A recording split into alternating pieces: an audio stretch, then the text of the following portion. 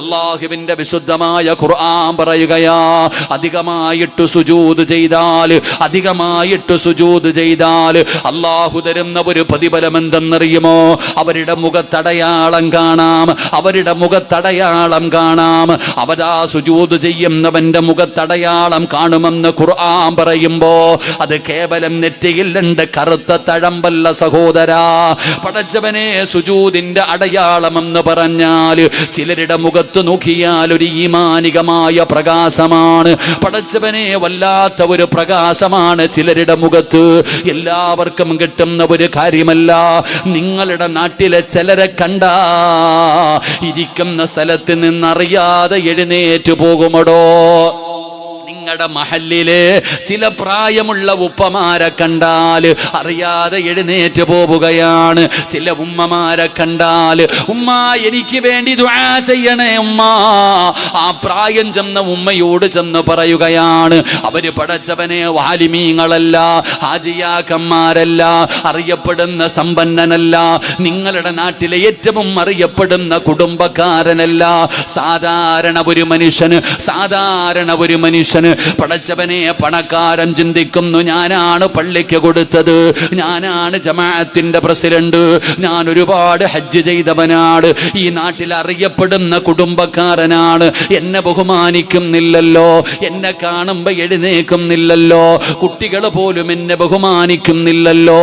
എന്റെ സഹോദരാ, ബഹുമാനം അല്ലാഹു കൊടുക്കുന്നതാ. അല്ലാഹുവേ, ആ ഉപ്പാടെ മുഖത്ത് നോക്കുമ്പോ ഒരു ഈമാനികമായിട്ടുള്ള പ്രകാശം കാണുകയാണ്, ഒരു ഈമാനികമായിട്ടുള്ള ചൈതന്യം കാണുകയാണ്. അത് സുജൂദ് ചെയ്തിട്ട് നേടിയതാണ്. പണം കൊണ്ട് വാങ്ങിയതല്ല, കുടുംബ മഹിമ കൊണ്ട് വാങ്ങിയതല്ല, അധികാരം കൊണ്ട് വാങ്ങിയതല്ല. പടച്ചവരെ, അത് റബ്ബിന്റെ മുമ്പിൽ സുജൂദിൽ കിടന്നിട്ട് അല്ലാഹു കൊടുത്ത ഒരു അംഗീകാരമാണ്. ഖുർആൻ പറയുന്നു, അതാ മിന്നസരി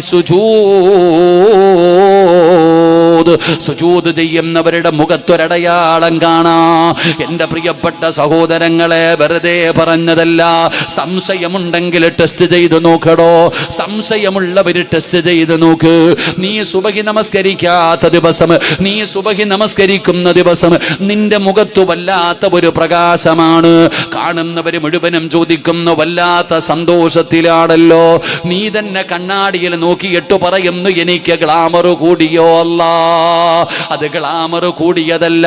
സുബഹി നമസ്കരിക്കുന്നവന്റെ മുഖത്ത് ഈമാനിന്റെ പ്രകാശം അല്ലാഹു കൊടുക്കുമെന്ന് നബി മുഹമ്മദ് മുസ്തഫ സ്വല്ലല്ലാഹു അലൈഹി വസല്ലമ തങ്ങൾ പറയുമ്പോ പലരും മുഖത്ത് നോക്കിയിട്ട് ചോദിക്കുന്നു, എന്തേ സുഖമില്ലേ?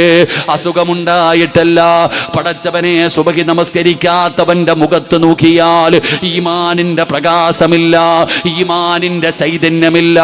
നിസ്കരിക്കാത്തവന്റെ മുഖത്ത് നിന്ന് ഈമാനിന്റെ പ്രകാശം അല്ലാഹു എടുത്ത് കളയുമെന്ന് നബിയുനാ റസൂലുള്ളാഹി സ്വല്ലല്ലാഹു അലൈഹി വസല്ലമ തങ്ങൾ പറയുമ്പോ പടച്ചവനെ, അതാണ് പറഞ്ഞത്, ഈമാനിന്റെ പ്രകാശം, സുജൂദിന്റെ അടയാളം മുഖത്ത് കാണുമെന്ന് പറഞ്ഞാൽ അതൊരു ഈമാനികമായിട്ടുള്ള പ്രകാശമാ, അത് ഈമാനികമായിട്ടുള്ള ഒരു വെളിച്ചമാ. അതുകൊണ്ട് നബി തങ്ങൾ പറയുന്നു, നിങ്ങൾ അധികമായിട്ട് സുജൂദ് ചെയ്യ്. പടച്ചവനെ, എൻ്റെ പ്രിയപ്പെട്ട മക്കൾ പരീക്ഷയ്ക്ക് വേണ്ടി ഒരുങ്ങുകയാണ്. പ്ലസ് ടുവിൻ്റെയും 10ാം ക്ലാസ്സിലെയും പരീക്ഷയ്ക്ക് വേണ്ടി ഒരുങ്ങുന്ന മക്കളെ, ജയിക്കണോ മക്കളെ. അല്ലാഹുവിന്റെ പ്രവാചകൻ പറയുകയാണ്, ഒരു ദിവസം നീ എന്ത് ചെയ്താലും അത് നന്നാകില്ലെന്ന് നബി മുഹമ്മദ് മുസ്തഫ. എല്ലാ മക്കളും പറയുന്നു, ഉസ്താദേ എനിക്ക് ജയിക്കണം, A+ വേണം, മൊത്തം A+ വേണം പരീക്ഷയ്ക്കൊക്കെ. എൻ്റെ ഉസ്താദേ, ഞാൻ ഏത് കച്ചവടം തുടങ്ങിയാലും നേരെയാകാത്തെ. എൻ്റെ പൊന്നാര കാക്ക, ഒരു ദിവസം നീ എന്ത് ചെയ്താലും അത് നന്നാകില്ല. അള്ളാഹു നമ്മളെ കാത്തിരക്ഷിക്കുമാറാകട്ടെ. ആമീൻ പറ. ഏത് ദിവസം നീ സുബഹി നമസ്കരിക്കാത്ത ദിവസം എന്ത് ചെയ്താലും അത് നന്നാകില്ല. സുബഹി നമസ്കരിക്കാത്ത ദിവസം നീ എന്തു തുടങ്ങിയാലും അതിൽ ബർക്കത്തില്ല. നീ ഒരു കട തുടങ്ങി, എന്തിനാ തുടങ്ങിയ? ജീവിക്കാൻ. ആരാ ഉദ്ഘാടനം ചെയ്തേ? സുബഹി നിസ്കരിച്ചവനാണോ? നിനക്ക് ചെയ്യാമായിരുന്നല്ലോ. നീ സുബഹി നിസ്കരിച്ചിട്ട് ആദ്യം ആ കടയ്ക്കകത്ത് നിനക്ക് കയറിയിട്ട് നാട്ടുകാരെ കാണിക്കാൻ നീ ആരെ കൊണ്ടുപോവാ? നിനക്ക് ചെയ്യാമായിരുന്നല്ലോ. എൻ്റെ പ്രിയപ്പെട്ട സഹോദരങ്ങളെ, പള്ളിയിലെ ഖത്തീബിനെ വന്ന് വിളിച്ചുകൊണ്ട് പോകും, ഉസ്താദെ ഒരു ഷോപ്പ് തുടങ്ങുന്നുണ്ട്, ഉസ്താദ് ഒന്ന് വരണം, 4 മണിക്ക് വരണം. ആരും കാണാതെ ഉസ്താദിനെ കൊണ്ടുപോയി ഷട്ടർ പതുക്കെ തുറന്ന് തലകീഴായിട്ട് കയറ്റിയിട്ട് ദുആ ചെയ്യിപ്പിക്കും. തീർന്നു. എൻ്റെ പൊന്നാര സഹോദരങ്ങളെ, പരീക്ഷയ്ക്ക് പോകുന്ന മക്കളോട് പറയുക, ശൈത്താൻ്റെ മൂത്രവും കുടിച്ചിട്ട് എക്സാമിന് പോയിട്ട് നിനക്ക് ജയിക്കാൻ പറ്റൂല. ഉമ്മ പറയുക, രാത്രി 12 മണി വരെ പഠിച്ചതാ, ഉറങ്ങട്ടെ, എക്സാമിന് പോകാനുള്ളതാ. 6 മണിയാകുമ്പോൾ എഴുന്നേറ്റ് പല്ലും തേച്ചിട്ട് ശൈത്താൻ്റെ മൂത്രവും കുടിച്ചിട്ടാണ് എക്സാമിന് പോണത്. A+ ഇങ്ങനെ നിറച്ചു വെച്ചിട്ടുണ്ട്. അള്ളാഹു കാത്തിരക്ഷിക്കുമാറാകട്ടെ. സുബഹി നിസ്കരിച്ച് ദുആ ചെയ്തിട്ട് പോ. അമുസ്ലിമീങ്ങളായ കുട്ടികൾ എക്സാമിന് പോകുമ്പോൾ നീ ചിന്തിക്കേണ്ടത്, നിന്റെ മക്കൾ 7 മണി വരെ 6 മണി വരെ കിടന്നുറങ്ങിയിട്ട് സുബഹിയില്ല, നിസ്കാരമില്ല, ഒന്നുമില്ല, കുളിച്ചൊരുങ്ങിയിട്ട് എക്സാമിന് പോകും. എന്നാൽ അമുസ്ലിമായ വിദ്യാർത്ഥികൾ ഈ എക്സാമിന് പോകുമ്പോൾ അമ്പലം കാണുമ്പോൾ ഒന്ന് തൊഴുവും, പള്ളി കാണുമ്പോൾ ഒന്ന് തൊഴുവും, പറ്റുമെങ്കിൽ ഒരു വഞ്ചിപ്പെട്ടിയിൽ ഇട്ടിട്ട് പോവും. അത്രയെങ്കിലും ദൈവവിശ്വാസം അവർക്കുണ്ട്. നമുക്കോ? അള്ളാഹു നമ്മളെ കാത്തുരക്ഷിക്കുമാറാകട്ടെ. എൻ്റെ പ്രിയപ്പെട്ടവരോട് ഞാൻ പറയുന്നു, സുജൂദുകൾ നിങ്ങൾ അധികരിപ്പിക്കുക. എത്രത്തോളം നിങ്ങൾക്ക് സുജൂദ് ചെയ്യാൻ കഴിയുമോ? എന്താ സുജൂദിൻ്റെ പ്രതിഫലം? സുജൂദ് ചെയ്യാൻ പറയുന്നത് എന്തിനാ? ഒരാൾ സുജൂദിൽ കിടക്കുമ്പോൾ അവൻ ചെയ്ത പാപം മുഴുവനും പെരടിയുടെ മുകളിൽ വരും. നീ നിന്റെ ജീവിതത്തിൽ ചെയ്ത പാപങ്ങൾ മുഴുവനും നിന്റെ പെരടിയുടെ മുകളിൽ വന്നിരിക്കും. നീ സുജൂദിൽ കിടക്കുമ്പോൾ ഉണക്കമരത്തിൽ നിന്ന് ഇലകൾ പൊഴിഞ്ഞു വീഴുന്നത് പോലെ നീ ചെയ്ത പാപങ്ങൾ താഴേക്ക് വീഴുമെന്ന് മഹാനായ നബിയുനാ റസൂലുള്ളാഹി സ്വല്ലല്ലാഹു അലൈഹി വസല്ലമ തങ്ങൾ പറയുകയാ, സുജൂദിന്റെ പ്രതിഫലമാണ്. അതുകൊണ്ടാണ് പറഞ്ഞത്, ഒറ്റയ്ക്ക് നിസ്കരിക്കുമ്പോ നീ നിന്റെ സുജൂദിനെ നീക്കണേ. ഒറ്റയ്ക്ക് നിസ്കരിക്കുമ്പോ നിന്റെ സുജൂദിനെ നീ ദീർഘിപ്പിക്കണേ. സുജൂദിൽ എത്ര നേരം കിടക്കുന്നുണ്ടോ അത്രയും പാപങ്ങൾ അല്ലാഹു പുറത്തു തരികയാണ്. എൻ്റെ പ്രിയപ്പെട്ടവരെ, സുജൂദിന്റെ പ്രതിഫലം എന്തെന്നറിയോ? സഹോദരാ, നിങ്ങൾ ഇശാ നിസ്കരിച്ചവരാണല്ലോ. പള്ളിയിൽ നിന്നിറങ്ങി വരുമ്പോ ഒരു വിഭാഗത്തോട് അല്ലാഹുവിന്റെ മലക്കുകൾ പറയുകയാ, സുജു പടച്ചവനെ, നിസ്കാരപ്പായിൽ നിന്ന് എഴുന്നേക്കുന്ന ഒരു മനുഷ്യനോട് അല്ലാഹുവിന്റെ മലക്കുകൾ കെട്ടിപ്പിടിച്ചു മുസാഫഹത്ത് ചെയ്യുകയാണ്. എന്നിട്ട് മലക്കുകൾ പറയുന്നു, ഭാഗ്യവാനാണ്, സന്തോഷ വാർത്ത പറയുകയാണ്, നീ സ്വർഗത്തിലാണ്. ഇശാ നമസ്കാരം കഴിഞ്ഞ് പള്ളിയിൽ നിന്ന് ഇറങ്ങി വരുന്ന ഒരു മനുഷ്യനോട് അല്ലാഹുവിന്റെ മലക്കുകൾ പറയുന്നു, നീ സ്വർഗത്തിലാണ്, നിന്റെ പേര് സ്വർഗത്തിന്റെ ലിസ്റ്റിൽ എഴുതി വെച്ച് കഴിഞ്ഞു, നീ സ്വർഗത്തിന്റെ അവകാശിയാണ് എന്ന് അല്ലാഹുവിന്റെ മലക്കുകൾ ഇശാ നിസ്കരിച്ചിട്ട് പള്ളിയിൽ നിന്ന് എഴുന്നേക്കുന്നവനോട് പറയുമ്പോ അപ്പുറത്തിരിക്കുന്നവനോട് മലക്ക് പറയുകയാണ്, എടാ നഷ്ടവാളി, എല്ലാം നഷ്ടപ്പെടുത്തി കളഞ്ഞല്ലോ, അവസരം പാഴാക്കിയല്ലോ, നീ നരകത്തിലാണ്, നിന്റെ പേര് നരകത്തിന്റെ ലിസ്റ്റിൽ എഴുതി വെച്ചിരിക്കുകയാണ്. തൗബ ചെയ്യാതെ അടുത്ത വഖത്തിന് മുമ്പ് മരണപ്പെട്ട നീ നരകത്തിലാണെന്ന് അള്ളാന്റെ മലക്ക് പള്ളിയിൽ നിന്ന് എഴുന്നേറ്റപ്പോ, നിസ്കാരപ്പായിൽ നിന്ന് എഴുന്നേറ്റപ്പോ ഓരോ മനുഷ്യനോടും അവിടെ നിന്ന് മലക്കുകൾ പറയുകയാ, അതാണ് നിസ്കാരം. വാപ്പാ, സ്വർഗത്തിൽ പോകാൻ കൊതിക്കുന്നവരല്ലേ, ദുആ ചെയ്യുന്നവരല്ലേ, ഒരു വഖത്ത് നമസ്കാരം മതി സ്വർഗത്തിൽ പോകാൻ. നിന്റെ ജീവിതത്തിൽ ഒരേ ഒരു വഖത്ത് നിസ്കാരം നല്ലതുപോലെ നീ നിസ്കരിച്ചാൽ നീ സ്വർഗത്തിന്റെ അവകാശിയാണ്. ഇത് പറയുമ്പോ നിങ്ങളിൽ പലരും ചിന്തിക്കാറുണ്ട്, പടച്ചവനെ, ഞാൻ ഒരുപാട് നിസ്കരിക്കുന്നവനാ, ഒരുപാട് നിസ്കാരം നിന്റെ കയ്യിലുണ്ട്. എന്നാ വാപ്പാ, നിസ്കാരമെന്ന് പറഞ്ഞാൽ എന്താണെന്നെങ്കിലും നിനക്കറിയുമോ? ജീവിതത്തിൽ ഒരു വഖത്ത് നിസ്കരിച്ചാൽ മതി സ്വർഗത്തിൽ പോകാൻ. നിസ്കാരം കഴിഞ്ഞ് ആ മുസല്ലയിൽ നിന്ന് നീ എഴുന്നേക്കുമ്പോൾ മലക്ക് കയ്യിൽ പിടിച്ചിട്ട് പറയും, നീ സ്വർഗത്തിലാ, നിന്റെ പേര് സ്വർഗത്തിൻ്റെ ലിസ്റ്റിൽ എഴുതി വെച്ചിട്ടുണ്ട്, നീ സ്വർഗത്തിൻ്റെ അവകാശിയാണ് എന്ന് മലക്കുകൾ സന്തോഷ വാർത്ത പറയും. മറ്റൊരാളോട് പറയും, നീ നിസ്കരിച്ചിട്ട് നരകത്തില. അള്ളാഹു നമ്മളെ കാക്കുമാറാകട്ടെ. സ്വർഗത്തിൽ പോകണമെങ്കിൽ എത്ര വഖത്ത് നിസ്കാരം വേണം? ഒറ്റ വഖത്ത്. ഒരു വഖത്ത് നിസ്കാരം നിസ്കരിച്ചാൽ മതി സ്വർഗത്തിൽ പോകാൻ. അള്ളാഹു ഭാഗ്യം തരുമാറാകട്ടെ. പെങ്ങൾക്ക് ഇങ്ങനെ ചിരിക്കുന്നുണ്ട്, ചാക്ക് കണക്കിന് നിറച്ചിട്ടിരിക്കുക നിസ്കാരം. എത്ര കൊല്ലമായി ഉസ്താദെ? 40-50 കൊല്ലമായിട്ട് ഞാൻ നിസ്കരിച്ച് ചാക്കി കെട്ടിയിട്ടിരിക്കുക. എനിക്ക് ഒന്നല്ല, 1000 കണക്കിനുണ്ട്, 10,000 കണക്കിനുണ്ട്. എന്നാ വാപ്പ 40 കൊല്ലം 50 കൊല്ലം പ്രായമുള്ള ഉപ്പാനോട് ചോദിക്കട്ടെ, നിസ്കാരമെന്ന് പറഞ്ഞാൽ എന്താണെന്നറിയാമോ? എടാ, നമ്മൾ സാധാരണ ശൈത്താൻ നിസ്കരിക്കുന്നവനെ പിഴപ്പിക്കുന്ന, നമ്മൾ നിസ്കരിക്കുന്നത് കാണുമ്പോൾ ശൈത്താൻ ചിരിക്കും, ഇവൻ എന്താ അള്ളാഹ് കാണിക്കണേന്ന്, കോമഡി കാണുന്ന പോലെ. നിസ്കാരം എന്ന് പറഞ്ഞാൽ എന്തെന്നറിയോ? ഞാൻ പറയുന്നത് പോലെ നിങ്ങൾ ആരെങ്കിലും ജീവിതത്തിൽ ഒരിക്കലെങ്കിലും നിസ്കരിച്ചിട്ടുണ്ടോ? ചാക്ക് കണക്കിന് നിസ്കാരമുള്ളവരോട് ഞാൻ ചോദിക്കുന്നു, നിന്റെ ജീവിതത്തിൽ ഒരിക്കലെങ്കിലും ഞാൻ പറയുന്നത് പോലെ നിസ്കരിച്ചിട്ടുണ്ടോ എന്ന് സ്വന്തം ചിന്തിക്ക്. അള്ളാഹു നമുക്ക് ഈമാൻ തരുമാറാകട്ടെ. മഹാനായ ഉറുവ റളിയല്ലാഹു തആല അൻഹു, മഹാനവറുകളുടെ ഒരു കാലിൻ്റെ വിരലിന് വല്ലാത്ത വേദന, കാലിൻ്റെ ഒരു വിരലിന് വല്ലാത്ത വേദന.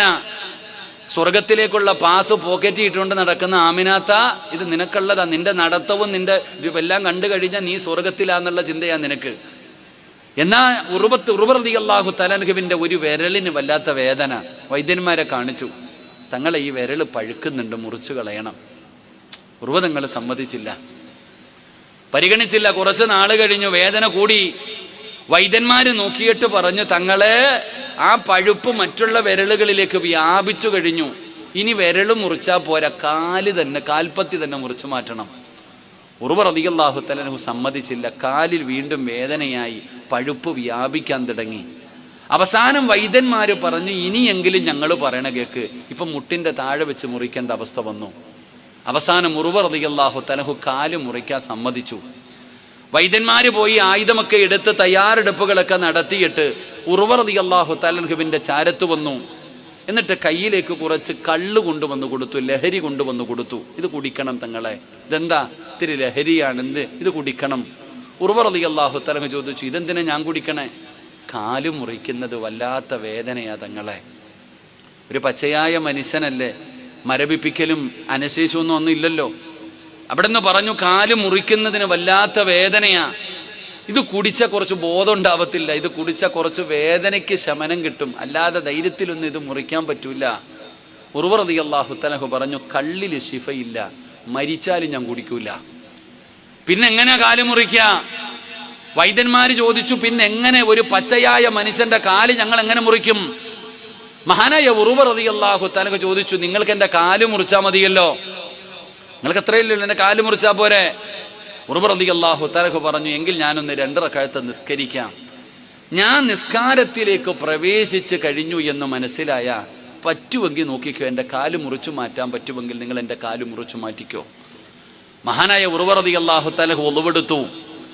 പടച്ചവനെ അവിടെ നിന്ന് നിസ്കരിക്കാൻ വേണ്ടി മുസല്ലയിലേക്ക് കടന്നു വന്നു. ഉറുവ റളിയല്ലാഹു തആല അൻഹു അവിടെ നിന്ന് നിയ്യത്ത് ചെയ്തുകൊണ്ട് അല്ലാഹു അക്ബർ എന്ന് പറഞ്ഞുകൊണ്ട് അവിടെ നിന്ന് കൈകെട്ടുകയാണ്. ഉറുവ റളിയല്ലാഹു തആല അൻഹു അവിടെ നിന്ന് വജ്ജഹത്ത് പോതി, പടച്ചവനെ അവിടെ നിന്ന് ഫാത്തിഹ പോതുകയാണ്. അതാ പടച്ചവനെ സൂറത്തിലേക്ക് കടക്കുന്നു. യാ അയ്യുഹൽ മുസമ്മിൽ ഖും الليل إلا قليلا نصفه أو انقص منه قليلا. ഉറുവ റളിയല്ലാഹു തആല അൻഹു നമസ്കാരത്തിലേക്ക് പ്രവേശിച്ചെന്ന് മനസ്സിലായപ്പോ വൈദ്യന്മാര് കടന്നു വരികയാണ്. മാർക്കോയുടെ കഥയല്ല പറയുന്നത്, പുഷ്പയുടെ കഥയല്ല പറയുന്നത്, മഹാനായ ഉറുവ റളിയല്ലാഹു തആല അൻഹുവിന്റെ ചരിത്രമാടാ ചെറുപ്പക്കാരാ. എടുത്തു വായിക്കാൻ കഴിയുന്ന ചരിത്രമാണ്. മഹാനായ ഉറുവ റളിയല്ലാഹു തആല അൻഹു നമസ്കരിച്ചു കൊണ്ടിരുന്നപ്പോ ഉറുവ തങ്ങളുടെ ഒരു കാലവിടുന്ന് മുറിച്ചു മാറ്റുകയാ. നിസ്കരിച്ചു കൊണ്ടിരുന്ന ഉറുവ റളിയല്ലാഹു തആല അൻഹുവിന്റെ ഒരു കാലുണ്ടല്ലോ, അവിടുന്ന് വെട്ടി മുറിച്ചിട്ടറിഞ്ഞില്ല. ഒറ്റക്കാലിൽ നിന്ന് നിസ്കരിക്കുകയാ, ഒറ്റക്കാലിൽ നിന്ന് നിസ്കരിക്കുകയാ. അവിടത്തെ ഒരു കാല് മുറിച്ചു മാറ്റി, പൈപ്പ് പൊട്ടിയിട്ട് വെള്ളമൊഴുകുന്നത് പോലെ ഉറുവതങ്ങളുടെ കാലിൽ നിന്ന് രക്തമിങ്ങനെ ഒഴുകുകയാണ്. എന്തു മരുന്ന് ചെയ്തിട്ടും ബ്ലഡ് നിൽക്കുന്നില്ല. അവസാനം പെട്ടെന്ന് നിൽക്കാനുള്ള വഴി എന്തെന്നറിയുമോ? സൈത്തെണ്ണ തിളപ്പിക്കുകയാണ്, സൈത്തെണ്ണ തിളപ്പിക്കുകയാണ്.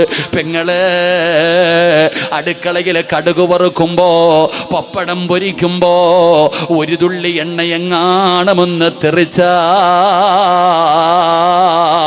എന്തൊരു പ്രയാസമാണെന്നറിയില്ലേ ഉമ്മ? നിസ്കരിച്ചു കൊണ്ടിരുന്ന ഉർവ റളിയല്ലാഹു തആല അൻഹുവിന്റെ കാലിലേക്ക് തിളച്ച എണ്ണ കൊണ്ടുവന്നിട്ട് ആ മുറിച്ച കാലിലേക്ക് അങ്ങ് മുക്കി. മോനെ, ഉർവതങ്ങൾ അറിയുന്നില്ല. കാരണം ഓതുന്ന ആയത്തേതെന്നറിയുമോ? ഇന്നലദൈനാ അൻകാലം വജഹീമാ. ഈ ആയത്തിങ്ങനെ ആവർത്തിക്കുകയാണ്, ആയത്തിങ്ങനെ ആവർത്തിക്കുകയാണ്. ഇന്നലദൈനാ അൻകാലം വജഹീമാ. അല്ലാഹുവിന്റെ ഭയാനകമായ നരകത്തെക്കുറിച്ച് പറയുന്ന ആയത്തുണ്ടല്ലോ, ആയത്താണ് ഉർവതങ്ങൾ ഇങ്ങനെ ഓതുന്നത്. തിളച്ച എണ്ണ മുക്കിയിട്ടും മഹാനവറുകൾ അറിഞ്ഞില്ല. നിസ്കരിച്ചു കൊണ്ട് നിൽക്കുകയാണ്. അവസാനം ബോധം കെട്ട് താഴെ വീണടോ. കാലിൽ നിന്ന് രക്തം പോയിട്ട് ബോധം കെട്ട് താഴെ വീണോ. വൈദ്യന്മാരും മരുന്ന് വെച്ച് കെട്ടി. പടച്ചവനെ, ഉർവതങ്ങളെ ബോധമില്ലാതെ കിടക്കുകയാ. വൈദ്യന്മാര് പരസ്പരം അങ്ങോട്ടും ഇങ്ങോട്ടും പറയുകയാണ്, കാല് മുറിച്ചതറിഞ്ഞിട്ടില്ല. ബോധം വരുമ്പോ ആരാ പറയുന്നത്? മഹാനവറുകൾക്ക് സങ്കടമാകുമല്ലോ. കാല് മുറിച്ചെന്ന് പറഞ്ഞാ വിഷമമാകുമല്ലോ. അതുകൊണ്ട് വൈദ്യന്മാര് പരസ്പരം സംസാരിച്ചു കൊണ്ടിരിക്കുമ്പോ അതാ ഒരു കുടുംബക്കാരൻ ഓടി വരികയാണ്. എവിടെ ഉർവതങ്ങൾ? എവിടെ എവിടെ ഉർവതങ്ങൾ? എവിടെ? എന്തിനാ ഉർവതങ്ങളെ തിരയുന്നത്? തങ്ങളുടെ ഏറ്റവും ചെറിയ മകനുണ്ടല്ലോ, ഒട്ടകത്തിന്റെ ചവിട്ടുകൊണ്ട് മരണപ്പെട്ടിരിക്കുകയാ. രണ്ട് ദുഃഖവാർത്തയാണ്. ഒന്ന്, കാല് മുറിച്ചിരിക്കുകയാണ്. രണ്ട്, മകൻ മരണപ്പെട്ടിരിക്കുകയാണ്. എല്ലാവരും വല്ലാത്ത മനപ്രയാസത്തിലായി. ഉർവതങ്ങൾക്ക് ബോധം വന്നോ? ഉർവതങ്ങൾക്ക് ബോധം വന്നോ? വൈദ്യന്മാര് പറഞ്ഞു, തങ്ങള് കാല് മുറിച്ചു മാറ്റി. തങ്ങള് നിസ്കരിച്ചു കൊണ്ടിരുന്നപ്പോ അവിടത്തെ കാല് ഞങ്ങൾ മുറിച്ചെടുത്തു. തങ്ങള് ഇന്നാലില്ലാ അൽഹംദുലില്ലാ. തങ്ങള് ഏറ്റവും ചെറിയ മകനും മരണപ്പെട്ടു പോയി. തങ്ങള് ഇന്നാലില്ലാ അൽഹംദുലില്ലാ. എന്തേ തങ്ങളെ സങ്കടമില്ലേ? തങ്ങയുടെ കാല് മുറിച്ചു മാറ്റി എന്ന് പറയുമ്പോ എന്തേ തങ്ങളെ അൽഹംദുലില്ലാ പറയുന്നത്? ഉർവതങ്ങൾ പറഞ്ഞ മറുപടി എന്തെന്നറിയുമോ? രണ്ട് കാലില്ലാത്ത എത്രയോ പേരുണ്ട്. നടക്കാൻ കഴിയാതെ ഇഴഞ്ഞിടഞ്ഞു പോകുന്നവരുണ്ട്. അല്ലാഹു രണ്ട് കാല് തന്നിട്ട് ഒരെണ്ണമല്ലേ തിരിച്ചെടുത്തുള്ളൂ. ഒരെണ്ണം അല്ലാഹു എനിക്ക് ബാക്കി വെച്ചല്ലോ. അല്ലാഹു 7 മക്കളെ തന്നിട്ട് 6 പേരെ തിരിച്ചു തന്നല്ലോ. ഒരെണ്ണത്തെ അല്ലേ അല്ലാഹു തിരിച്ചെടുത്തുള്ളൂ. അൽഹംദുലില്ലാ. ഉർവതങ്ങളുടെ മറുപടിയാണ്. അത് കഴിഞ്ഞ് കരയുന്ന ചെറുപ്പക്കാരാ. മഹാനായ ഉർവ റളിയല്ലാഹു തആല അൻഹു വല്ലാതെ സങ്കടപ്പെട്ട് കരയുകയാണ്. എന്തിനാ തങ്ങളെ കരയുന്നത്? എന്തിനാ തങ്ങളെ കരയുന്നത്? കാല് മുറിച്ചതിന്റെ പേരിലാണോ? മകൻ മരിച്ചതിന്റെ പേരിലാണോ? ഉർവതങ്ങളുടെ മറുപടി എന്തെന്നറിയുമോ? അല്ലാ, ഇനി പഴയതുപോലെ നിന്ന് നിസ്കരിക്കാൻ കഴിയില്ലല്ലോ. അല്ലാ, വലിയ വലിയ സൂറത്തുകൾ ഓതിയിട്ട് ഇനി എനിക്ക് നിസ്കരിക്കാൻ പറ്റില്ലല്ലോ. ഒരു കാലല്ലേ ഉള്ളൂ, ഒരു കാലല്ലേ ഉള്ളൂ. ആ സങ്കടത്തിലാണ് ഞാൻ കരയുന്നതെന്ന് പറയുമ്പോ എൻ്റെ പ്രിയപ്പെട്ട സഹോദര, നിസ്കാരമെന്ന് പറഞ്ഞാൽ ഇതാണ്. ഒരു കാല് മുറിച്ചു മാറ്റിയിട്ട് നിസ്കരിക്കുന്ന ഉർവതങ്ങൾ അറിഞ്ഞിട്ടില്ലെങ്കിൽ അതിനല്ലേ നിസ്കാരമെന്ന് പറയുന്നത്? അതിനല്ലേ നിസ്കാരമെന്ന് പറയുന്നത്? അങ്ങനെ നിസ്കരിക്കുന്നവരോടാണ് അള്ളാന്റെ മലക്കുകൾ സ്വർഗത്തിലാണെന്ന് പറയുന്നത്. ഇനി ജീവിതത്തിൽ ഒരുപാട് നിസ്കരിച്ചവരെ, നീ നിന്റെ നിസ്കാരമൊന്ന് തുലനം ചെയ്യ്. പടച്ചവനെ വഅദ് പറയുന്ന ഞാനുണ്ടല്ലോ. ഉർവ റളിയല്ലാഹു തആല നിസ്കരിച്ചു കൊണ്ടിരുന്നപ്പോ ഒരു കാല് മുറിച്ചു മാറ്റിയിട്ട് മഹാനവറുകൾ അറിഞ്ഞില്ല. ജയ്ത്തെണ്ണ തിളപ്പിച്ച് കൊണ്ടുവന്നിട്ട് ആ മുറിച്ച കാലിലേക്ക് മുക്കി ആ ശരീരം പച്ച ഇറച്ചി കരിച്ചിട്ട് പോലും മഹാനവറുകൾ അറിഞ്ഞില്ല. ഞാൻ നിസ്കരിക്കുമ്പോൾ ഒരു കൊതുവ് എൻ്റെ ചെവിയുടെ ഭാഗത്തുകൂടെ പാട്ടുപാടി പോയാൽ എനിക്കറിയാം. അള്ളാഹു കാത്തിരക്ഷിക്കുമാറാകട്ടെ. ഒരു കൊതുക് മൂളിയിട്ട് പോയാൽ എനിക്കറിയാം. നിങ്ങളുടെ കാര്യം എങ്ങനെയാണെന്ന് എനിക്കറിയില്ല. ഇതാണ് നമ്മുടെ നിസ്കാരം. ഇതാണ് നമ്മുടെ നിസ്കാരം. ഈ നിസ്കാരം ചാക്കി വെച്ചിട്ടാ സ്വർഗവും പാത്തിരിക്കണം ഞാനും നിങ്ങളും. അള്ളാഹു നമുക്ക് ഈമാൻ നൽകി അനുഗ്രഹിക്കുമാറാകട്ടെ. എൻ്റെ പ്രിയപ്പെട്ട സഹോദരങ്ങളെ, ഞാൻ പറഞ്ഞു വന്നത്, എത്രത്തോളം നിസ്കരിക്കാൻ കഴിയുമോ, എത്രത്തോളം സുജൂദ് ചെയ്യാൻ കഴിയുമോ അത്രത്തോളം സുജൂദ് ചെയ്യ്. കേവലം ഫർള് നിസ്കാരം മാത്രമല്ല, ഫർളിൻ്റെ മുമ്പും ശേഷവുമുള്ള സുന്നത്ത് നിസ്കാരങ്ങൾ, അതൊക്കെ നീ സുജൂദുകൾ ചെയ്യാൻ കിട്ടുന്ന അവസരമല്ലേ. അൽഹംദുലില്ലാ, റമളാനൊക്കെ വരുന്നു. ഇനി എത്ര തറാവീഹ് നിസ്കരിക്കാം. തറാവീഹ് നിസ്കരിക്കാൻ കഴിയുന്നു. എൻ്റെ പ്രിയപ്പെട്ടവരെ, ദുഹാ നിസ്കരിക്കാൻ കഴിയുന്നു, വിത്ർ നിസ്കരിക്കാൻ കഴിയുന്നു. ഒരുപാട് നിസ്കാരങ്ങൾ നമുക്ക് നിസ്കരിക്കാൻ കഴിയും. സുജൂദുകൾ അധികരിപ്പിക്കുക. എൻ്റെ പ്രിയപ്പെട്ട സഹോദരങ്ങളെ, പ്രത്യേകിച്ച് ഈ രാത്രിയിലുള്ള നിസ്കാരം, ഈ രാത്രിയിലുള്ള 2 റക്അത്ത് നിസ്കാരം അള്ളാഹു നിസ്കരിക്കാൻ ഭാഗ്യം തരുമാറാകട്ടെ. ഇന്ന് 5 വഖത്ത് നിസ്കരിച്ചവരൊക്കെ ഒന്ന് കൈവക്കിക്കേ. ഒന്ന് കൈവക്കോടോ. നിസ്കരിച്ചവരൊക്കെ ഒന്ന് കൈവക്കിക്കുക. എന്താ നിസ്കരിച്ചവരൊക്കെ കൈ താഴ്ത്തിയിട്ടെ. ഇന്ന് തഹജ്ജുദ് നിസ്കരിച്ചവരൊക്കെ ഒന്ന് കൈവക്കിക്കേ. ഉണ്ടോ? ഉണ്ടോ? അതാ ഞാൻ പറഞ്ഞേ, പകല് പള്ളിയിൽ പോയി 5 വഖത്ത് നിസ്കരിക്കാൻ എല്ലാവരെ കൊണ്ടും പറ്റും. ആ രാത്രിയിലെ 2 റക്അത്ത് നിസ്കരിക്കണമെങ്കിൽ നീ വിചാരിച്ചാ പോരാ. ഏതാത്താ, ആ രാത്രിയിൽ എഴുന്നേറ്റ് നിസ്കരിക്കുന്ന 2 റക്അത്തില്ലേ, ആ 2 റക്അത്ത് നിസ്കരിക്കണമെങ്കിൽ നീ വിചാരിച്ചാ പോരാ. അള്ളാഹു ഇഷ്ടപ്പെട്ടവർക്ക് മാത്രമേ അതിന് കഴിയൂ എന്ന് നബിയുനാ റസൂലുള്ളാഹി. അള്ളാഹ് ഇഷ്ടപ്പെടുന്നവരാ എഴുന്നേക്കുന്നത്. ഈ ലോകം മുഴുവന് വടക്കി ഭരിക്കുന്ന രാജാതിരാജനായ പടച്ച റബ്ബുണ്ടല്ലോ, ആ അള്ളാഹു ഇഷ്ടപ്പെട്ടവര് മാത്രമാണ് രാത്രിയിൽ എഴുന്നേറ്റ് നിസ്കരിക്കുന്നത്. കാരണം ആ നിസ്കാരം ആരും കാണുന്നില്ല. നീ ഫർദ് നിസ്കരിക്കാൻ പള്ളിയിൽ പോകുമ്പോ എല്ലാവരും കാണുന്നുണ്ട്, എല്ലാവരും അറിയുന്നുണ്ട്. എന്നാ പാതിരാത്രി 3 മണിക്ക് 4 മണിക്ക് എഴുന്നേറ്റ് 2 റക്അത്ത് നമസ്കരിച്ചാൽ നിന്റെ കൂടെ കിടക്കുന്നവൾ അറിയില്ല, പെങ്ങളെ കൂടെ കിടക്കുന്ന ഭർത്താവ് അറിയില്ല. ഒറ്റയ്ക്ക് ആരും അറിയാതെ പടച്ച റബ്ബ് മാത്രമേ അറിയുന്നുള്ളൂ.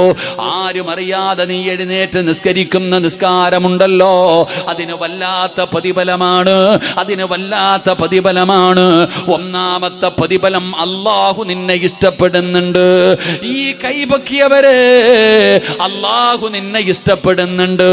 ഈ ലോകം മുഴുവനും അടക്കി ഭരിക്കുന്ന രാജാതിരാജനായ മലിക്കുൽ ജബ്ബാറായ പടച്ച റബ്ബ് നിന്നെ ഇഷ്ടപ്പെട്ട, അതിനേക്കാളും നിനക്കിനി എന്തേ വേണ്ടത്? അള്ളാഹു ഇഷ്ടപ്പെടുകയാണ്. രണ്ടാമത്തെ പ്രതിഫലം എന്തെന്നറിയോ? ഈ രാത്രിയിൽ എഴുന്നേറ്റ് നിസ്കരിക്കുന്നവർക്ക് അള്ളാഹു കൊടുക്കുന്ന പ്രതിഫലം എന്താ?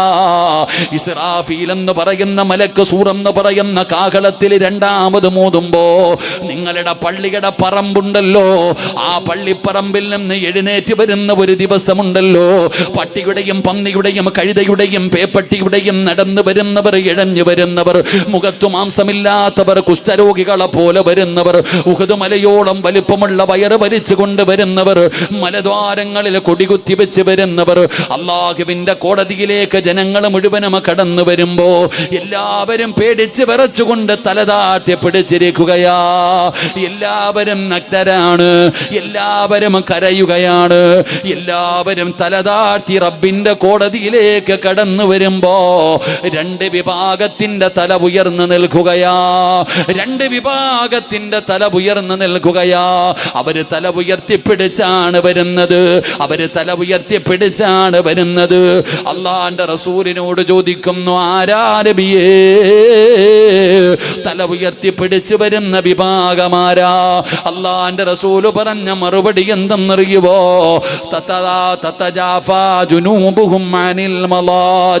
പാതിരാത്രി നാട്ടുകാർ മുഴുവനും കിടന്നുറങ്ങുന്ന സമയത്ത് ആരും കാണാതെ ഒറ്റയ്ക്ക് എഴുന്നേറ്റ് പച്ചവെള്ളത്തിൽ ഉതുപെടുത്തിട്ട് ഇരുട്ട് റൂമിനകത്തിരുന്നിട്ട് ആ 2 റക്അത്ത് നിസ്കരിച്ച ഉമ്മ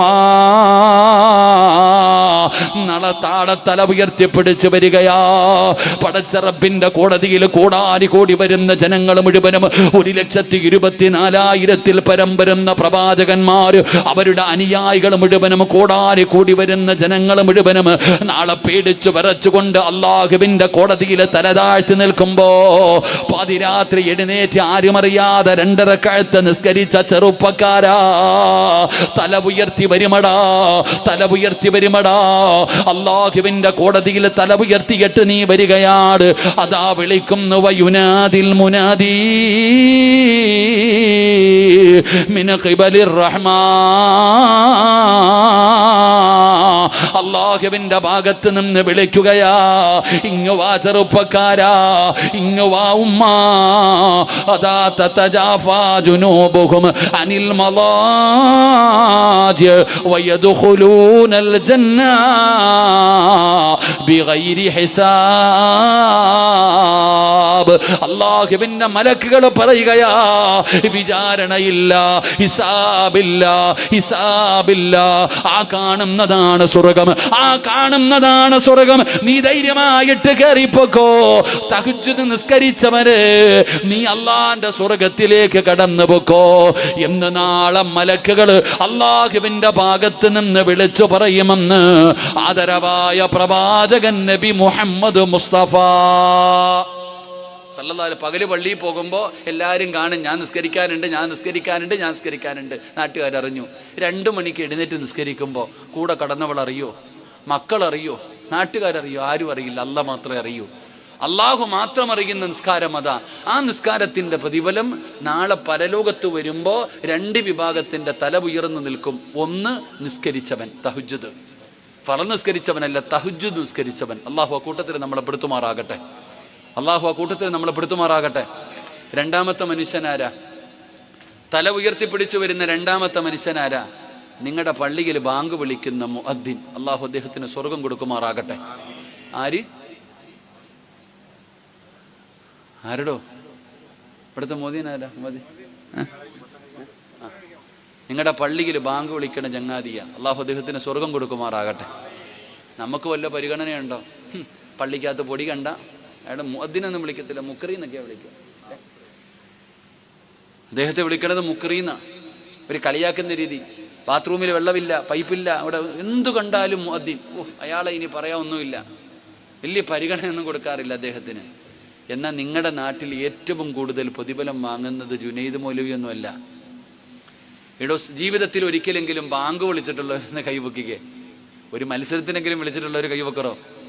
സുബ്ഹാനല്ലാഹ്, നിങ്ങളൊക്കെ എന്ത് മനുഷ്യന്മാരാ ഇല്ലേ? ഇവിടെ ബാങ്കോളി മത്സരമൊന്നും ഇല്ല.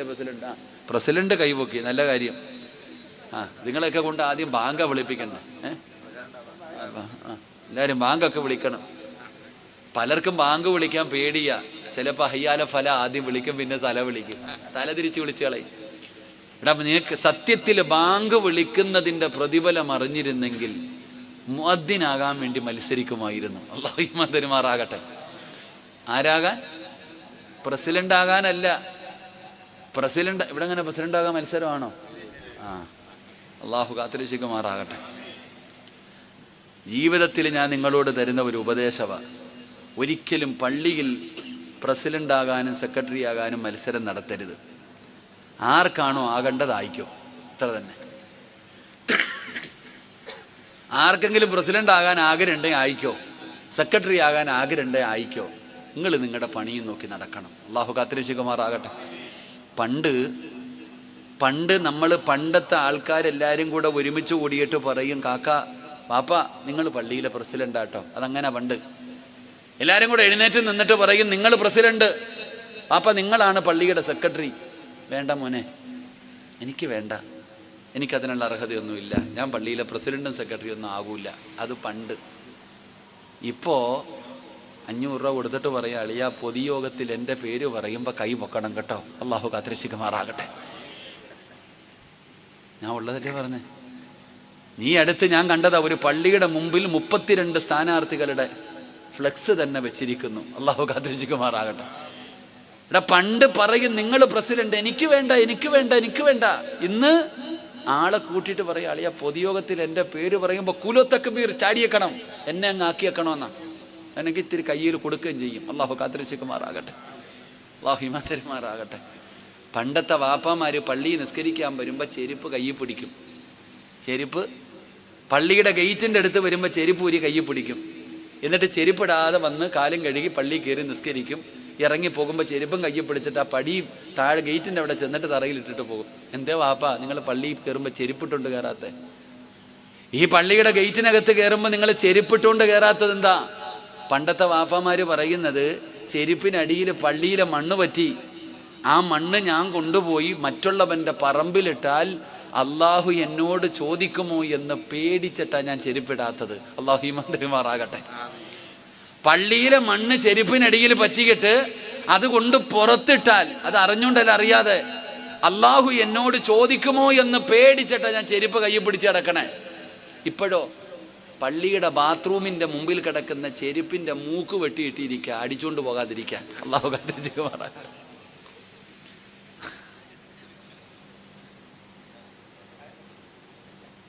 അതെന്തിനാ പ്രസിഡന്റ് ആ മൂക്ക് വെട്ടുന്നത്?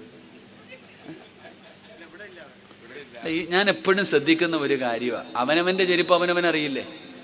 ഈ ബാത്റൂമിൻ്റെ മുമ്പിൽ കിടക്കുന്ന ചെരുപ്പിൽ ഇങ്ങനെ അവിടുത്തെ കപ്പൊക്കെ ചങ്ങലയിലാണ് കെട്ടിയിട്ടിരിക്കുന്നത്. അല്ലാഹു അഅലം.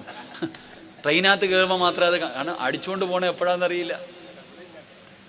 എൻ്റെ പ്രിയപ്പെട്ട സഹോദരങ്ങളെ, ജുമാ കഴിഞ്ഞ് നോക്കുമ്പോൾ ഹജ്ജും ഉംറയും ചെയ്തിട്ട് വരുന്ന പ്രതിഫലമാ ജുമാ. ചില വാപ്പന്മാർ കറങ്ങാൻ എൻ്റെ ചെരുപ്പ് കാണുന്നില്ല എൻ്റെ ചെരുപ്പ് കാണുന്നില്ലെന്ന്. അത് ഹജ്ജിന് വന്നവർ കൊണ്ടുപോയി. അള്ളാഹു കാത്തിരക്ഷിക്കുമാറാകട്ടെ. ഇതാണോ നമ്മുടെ അവസ്ഥ? പണ്ട് നബിതങ്ങളുടെ കാലഘട്ടത്ത് ആൾക്കാർ പള്ളിയിൽ കിടന്നുറങ്ങും. രാവിലെ ഉറക്കത്തിൽ നിന്ന് എഴുന്നേൽക്കുമ്പോൾ അവർ തലകണയുടെ അടിയിൽ തപ്പി നോക്കുന്ന. കാരണം എന്തേ? അന്നത്തെ കാലഘട്ടത്തിൽ സദക്ക കൊണ്ടുവന്ന് ആരും കാണാതെ തലകണിയുടെ അടി വെച്ചിട്ട് പോകും. തന്നതാരാന്ന് ആർക്കും അറിയില്ല. വലത് കൈ കൊടുക്കുന്നത് ഇടത് കൈ അറിയില്ല.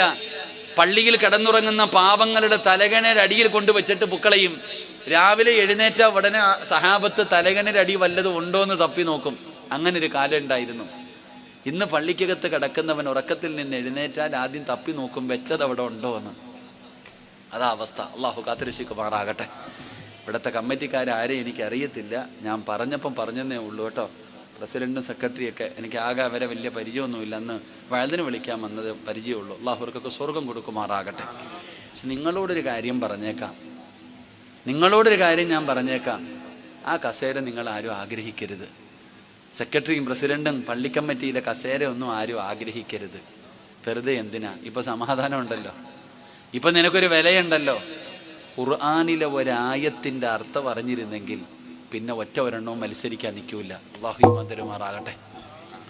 പരിശുദ്ധമായ ഖുർആനിലെ ഒരായത്തിന്റെ അർത്ഥം അറിയുന്നെങ്കിൽ പിന്നെ ഈ പള്ളി പരിപാലിക്കാനും കമ്മിറ്റി ഓഫീസിൽ കയറിയിരിക്കാനും ഒറ്റ ഒരെണ്ണത്തിനെ കിട്ടത്തില്ല. ഇവരൊക്കെ ഇന്ന് രാത്രി തന്നെ രാജിവെച്ചിട്ട് പോകും. അള്ളാഹു കാത്തിരക്ഷിക്കുമാറാകട്ടെ. ഖുർആനിലെ ഒരായത്തിന്റെ അർത്ഥം അറിഞ്ഞാൽ മതി. അറിയേണ്ടതുപോലെ അറിഞ്ഞാൽ പിന്നെ മത്സരിക്കാനും ഇതിനു മുമ്പിൽ നിൽക്കാനും ആളെ കിട്ടൂല. അള്ളാഹു കാത്തിരക്ഷിക്കുമാറാകട്ടെ. അള്ളാഹു കാത്തിരക്ഷിക്കുമാറാകട്ടെ. ആയത്ത് ഞാൻ പറയൂല. ഇവരെങ്ങാനും പേടിച്ച് രാജിവെച്ചിട്ട് പോയാൽ പള്ളീനെ പരിപാലിക്കേണ്ട ആരെങ്കിലും. അതുകൊണ്ട് ആയത്തൊന്നും ഞാൻ പറയണില്ല. അത് ഇമാമിനോട് ചോദിച്ചാൽ മതി. അള്ളാഹു കാത്തിരക്ഷിക്കുമാറാകട്ടെ. ഞാൻ പറഞ്ഞു വന്നത്, എൻ്റെ പ്രിയപ്പെട്ടവരെ, ബാങ്ക് വിളിക്കണം. ബാങ്ക് വിളിക്കുന്നതിൻ്റെ പ്രതിഫലം അറിഞ്ഞിരുന്നെങ്കിൽ പിന്നെ മത്സരം എവിടാ? എന്തിനാ മത്സരം? മുഅദ്ദിനാക്കാൻ മത്സരിക്കും. അതാണ് പ്രതിഫലം. എടോ, ബാങ്ക് വിളിക്കുന്ന മനുഷ്യനാണ് ഏറ്റവും കൂടുതൽ പ്രതിഫലം. ഇവിടുത്തെ മുഅദ്ദിനിന്റെ ബാങ്കിന്റെ ശബ്ദം കേട്ടിട്ടാ എല്ലാവരും പള്ളി വരിക. നാളെ അള്ളാഹുവിന്റെ കോടതിയിൽ ചെല്ലുമ്പോൾ ഈ ലോകത്ത് ബാങ്ക് വിളിക്കുന്ന ദശന്റെ ശബ്ദം കേട്ട മൃഗങ്ങളും നാൽക്കാലികളും ഇലകളും വൃക്ഷങ്ങളും കല്ലുകളും മണൽ തരികൾ വരെ അള്ളാഹിനോട് ഞാൻ കേട്ടുപടച്ചവനെ ഈ മനുഷ്യന് സ്വർഗം കൊടുക്കണേ എന്ന് സർവ്വചരാചരങ്ങളും അള്ളാഹുവിനോട് ശഫാഅത്ത് ചെയ്യുമെന്ന് നബിയിന റസൂലുള്ളാഹി സ്വല്ലല്ലാഹു അലൈഹി വസല്ലം. അപ്പൊ താത്താമാര് വിചാരിക്കുക, എൻ്റെ പൊന്നു സിറാജ്, ഞങ്ങൾക്ക് ബാങ്ക് വിളിക്കാൻ അവസരമൊന്നും ഇല്ലല്ലോ, ഞങ്ങൾക്ക് എങ്ങനെ ഉസ്താദേ ഇപ്പൊ ഈ പ്രതിഫലം? എൻ്റെ പൊന്നാര താത്ത, ബാങ്ക് വിളിക്കണമെങ്കിൽ മുഅദ്ദിനാകണോ? വേണ്ടല്ലോ. ബാങ്ക് വിളിക്കണമെങ്കിൽ മുഅദ്ദിനാവേണ്ട കാര്യമൊന്നുമില്ല. നബി സല്ലല്ലാഹു അലൈഹി വസല്ലമ തങ്ങൾ പറഞ്ഞു, മുഅദ്ദിൻ ബാങ്ക് വിളിക്കുമ്പോൾ നിങ്ങളും അതുപോലെ കൂടെ പറയണേ എന്ന് നബിയിന റസൂലുള്ളാഹി. അല്ലാഹുവിന്റെ പള്ളിയിൽ നിന്ന് മുഅദ്ദിൻ വിളിക്കുന്നു, അല്ലാഹു അക്ബർ അല്ലാഹു അക്ബർ. നീയും പറയണം അല്ലാഹു അക്ബർ അല്ലാഹു അക്ബർ. അഷ്ഹദു അല്ലാ ഇലാഹ ഇല്ലല്ലാഹ്. നീയും പറയണം അഷ്ഹദു അല്ലാ ഇലാഹ ഇല്ലല്ലാഹ് അഷ്ഹദു അന്ന മുഹമ്മദർ റസൂലുള്ളാഹ്. ഹയ്യ അലസ് സ്വലാഹ് ഹയ്യ അലൽ ഫലാഹ്. അല്ലാഹു അക്ബർ അല്ലാഹു അക്ബർ ലാ ഇലാഹ ഇല്ലല്ലാഹ്. മുഅദ്ദിന് ബാങ്ക് വിളിക്കുമ്പോ ആ പറയുന്നത് പോലെ നിങ്ങളും പറയണേ എന്ന് നബി മുഹമ്മദ് മുസ്തഫ സല്ലല്ലാഹു അലൈഹി വസല്ലം. നമ്മളും അതുപോലെ പറയണം. ബാങ്ക് വിളിക്കുന്നതിന് ബാങ്ക് മുഅദ്ദിൻ പറയുന്നത് പോലെ നമ്മളും പറ. അപ്പം നമുക്കും ആ പ്രതിഫലം കിട്ടും. അള്ളാഹു നമുക്ക് ഈമാൻ തരുമാറാകട്ടെ. അള്ളാഹു ആ പ്രതിഫലം നമുക്ക് തരുമാറാകട്ടെ. പക്ഷെ ആര് പറയാനാ ബാങ്ക് വിളിക്കണ സമയത്താണ് നമ്മൾ ഫോൺ വിളിക്കണേ. കമ്മിറ്റി ഓഫീസിൽ പോലും ബാങ്ക് വിളിക്കണ സമയത്ത് സംസാരം നിർത്തൂല. പള്ളിക്കകത്തിരിക്കുന്നവനും കഥ പറയുന്ന അപ്പോഴാ. എടോ, ഒരാൾ ബാങ്ക് വിളിക്കുന്ന സമയത്ത് സംസാരിച്ചാൽ മരിക്കുന്ന സമയത്ത് ഷഹാദത്ത് കലിമ പറയാൻ അവൻ്റെ നാവ് പൊങ്ങത്തില്ലെന്ന് അറിയാത്ത ആരെങ്കിലും ഉണ്ടോ? ഏതെങ്കിലും ഒരാൾ പറ, ഷഹാദത്ത് കലിമ പറയുന്ന സമയത്ത് മരിക്കുന്ന സമയത്ത് നാവ് പൊങ്ങാത്ത പാപത്തിൽപ്പെട്ട ഒരു പാപമാണ് ബാങ്ക് വിളിക്കുമ്പോൾ സംസാരിക്കുക. ഇതറിയാത്ത ആരെങ്കിലും ഉണ്ടോ? പക്ഷെ വല്ല മാറ്റം ഉണ്ടോ? അള്ളാഹു നമ്മളെ കാത്തിരക്ഷിക്കുമാറാകട്ടെ. അത്രയും വലിയ പാവം അത്, അത്രയും വലിയ പാപം. പെണ്ണുങ്ങൾ തലയിൽ തുണിയിടുന്ന 2 സമയമുണ്ട്. എപ്പോഴൊക്കെയാണെന്നറിയാവോ? എപ്പോഴൊക്കെയാ? ഒന്ന് ബാങ്ക് വിളിക്കുമ്പോൾ. ബാങ്ക് വിളിക്കണ സമയത്ത് പെണ്ണുങ്ങളുടെ ഒരു വെപ്രാളം കാണണം. ഇവിടെ തലേ തുണി എവിടെ എന്ന് പറഞ്ഞിട്ട് എന്നാ ബഹളമെന്നറിയോ? ഉമ്മായിക്കും ഇല്ല മോക്കും ഇല്ല. അവസാനം നോക്കുമ്പോൾ ഒരു ഷാള് കെട്ടി ഉമ്മായും മോളും കൂടെ 50-50 ഇട്ടിട്ടായിരിക്കണം. ഇങ്ങനെ ലാ ഇലാഹ ഇല്ലല്ലാഹ് തീർന്നു. എന്നാ ഒറ്റ ഏറ് കഴിഞ്ഞു, പിന്നെ ഷാളുമില്ല. എൻ്റെ പൊന്നാര താത്ത, ആരാ നിന്നോട് പറഞ്ഞ ബാങ്ക് വിളിക്കുമ്പോൾ തലേ തുണി ഇടണമെന്ന്? ഇനി രണ്ടാമതൊരു സമയമുണ്ട്. എപ്പോഴാ പെണ്ണുങ്ങൾ തലേ തുണി പിടിച്ചിടുന്ന രണ്ടാമത്തെ സമയം? എപ്പോഴാടോ? ഉസ്താദിനെ കാണുമ്പോൾ. എപ്പോ? ഉസ്താദിനെ കാണുമ്പോൾ. ഉസ്താദ് അള്ളൊന്നും അല്ലല്ലോ. ഉസ്താദിനെ കാണുമ്പോൾ തലമറയ്ക്കണമെന്ന് ആരാ നിനക്ക് പഠിപ്പിച്ചു തന്നെ? താത്ത മറയ്ക്കുവാണെങ്കിൽ എപ്പോഴും മറയ്ക്കണം. അത് പണ്ട് ഉസ്താദന്മാരെ കാണുമ്പോൾ തലേ തുണി ഇടുന്ന കാലം പണ്ടായിരുന്നു. ഇപ്പോൾ ഉള്ളത് കൂടെ വേണമെങ്കിൽ താഴോട്ട് പിടിച്ചിടും. അള്ളാഹു കാത്തിരക്ഷിക്കുമാറാകട്ടെ. ഞാൻ ഇപ്പോഴത്തെ അവസ്ഥയൊക്കെ അള്ളാഹു കാക്കുമാറാകട്ടെ. അതുകൊണ്ട് എൻ്റെ പൊന്നാര ചങ്ങാതിമാരെ, റമളാനാ വരുന്നേ. നിനക്ക് തഹജ്ജുദ് നിസ്കരിക്കാൻ പറ്റും. നീ എന്തായാലും കാനാടിക്കാൻ എഴുന്നേക്കും. രാവിലെ ഭക്ഷണം കഴിക്കാൻ എന്തായാലും എഴുന്നേക്കുമല്ലോ. അലാറം വെക്കും. ആമിന, എൻ്റെ വീട്ടിൽ ലൈറ്റ് കണ്ടില്ലെങ്കിൽ വിളിക്കണേന്ന് അയൽവാസിയോട് പറയും. അയൽവാസിയോട് പറയുക, എൻ്റെ വീട്ടിൽ രാവിലെ 4 മണിക്ക് ലൈറ്റ് കണ്ടില്ലെങ്കിൽ നീ വിളിക്കണം. വാപ്പാനോട് വിളിച്ചു പറയുന്നു, വാപ്പ എഴുന്നേക്കുമ്പോൾ എന്നെ വിളിച്ചേക്കണേ എന്ന് നമ്മൾ വിളിച്ചു പറയും. എന്തായാലും എഴുന്നേക്കും. 2 റക്അത്ത് നിസ്കരിച്ചു പഠിക്ക്. അൽഹംദുലില്ലാ, ഒരു സുന്നത്തിന് 1 ഫർളിൻ്റെ കൂലി, ഒരു ഫർളിന് 70 ഫർളിൻ്റെ കൂലി. മക്കളെ, ളുഹാ നിസ്കരിക്കാം. മുമ്പും ശേഷവുമുള്ള സുന്നത്തുകൾ നിസ്കരിക്കാം. അൽഹംദുലില്ലാ, തറാവീഹ് നിസ്കാരം 20 റക്അത്ത് അള്ളാഹു നിസ്കരിക്കാൻ ഭാഗ്യം തരുമാറാകട്ടെ. അള്ളാഹു ഭാഗ്യം തരുമാറാകട്ടെ. ഏത് പള്ളിയിലാടാ ഏറ്റവും എളുപ്പത്തിൽ തീരുന്നതെന്നാ ഇപ്പോഴേ തിരക്കി വെച്ചേക്കാം. ഒരുത്തം പറയുന്നു അവിടെ 9:15 തീരുവള്ളി, അവിടെ സൂപ്പർ ഫാസ്റ്റാ. അപ്പുറത്ത് പറയുന്നു ഇപ്പുറത്ത് അളിയ മിന്നല വല്ലുഹ മുതൽ ഓടുന്നു. പടച്ച നമ്മളെയൊക്കെ കാത്തിരക്ഷിക്കുമാറാകട്ടെ. പിള്ളേർ പറയുന്നു ഏറ്റവും എളുപ്പത്തിൽ തീരുന്ന പള്ളി തിരഞ്ഞിട്ട് നടക്കുക. എൻ്റെ പൊന്നാര ചങ്ങാതി, അള്ളാഹു നമ്മളെയൊക്കെ നന്നാക്കി തരുമാറാകട്ടെ. സഹോദരിമാരെ, മക്കളെ, തറാവീഹ് നിസ്കരിക്കുക. സുന്നത്തുകൾ തഹജ്ജുദ് എത്രത്തോളം സുജൂദ് ചെയ്യാൻ കഴിയുമോ അത്രത്തോളം സുജൂദ് ചെയ്താ നിന്റെ മുഖത്ത് നോക്കുമ്പോൾ കാണാം നിനക്ക് ഈമാനുണ്ടെന്ന്. ഒരാൾ മരിച്ചു കിടക്കുമ്പോൾ അവൻ്റെ മുഖത്ത് നോക്കിയാൽ അറിയാം ഈമാനുള്ള മരണമാണോ ഈമാനില്ലാത്ത മരണമാണോ. മരിച്ചു കിടക്കുമ്പോൾ നിങ്ങൾ പോകണം. നെറ്റിത്തടം വിയർക്കും മരിച്ച ഉടനെ. ഈമാനുള്ള മരണമാണെങ്കിൽ ആ മരിച്ചു കിടക്കുന്ന മനുഷ്യന്റെ മുമ്പിൽ വാപ്പ മരിച്ചു, ഓടി റൂമിൽ കയറി ചെന്ന ഉടനെ ഉപ്പാന്റെ മുഖത്ത് നോക്കുമ്പോൾ നെറ്റിത്തടം വിയർത്തിട്ടുണ്ടാകും. മൂക്കിന്റെ ദ്വാരം പതിവില്ലാതെ വികസിച്ച് നിൽക്കും. മുഖത്തൊരു പ്രകാശം, ചുണ്ടിലൊരു പുഞ്ചിരി, റൂമിൻ്റെ അകത്ത് വല്ലാത്ത ഒരു സുഗന്ധം. അള്ളാഹു നല്ല മരണം നൽകുമാറാകട്ടെ. അള്ളാഹു നല്ല മരണം നൽകുമാറാകട്ടെ.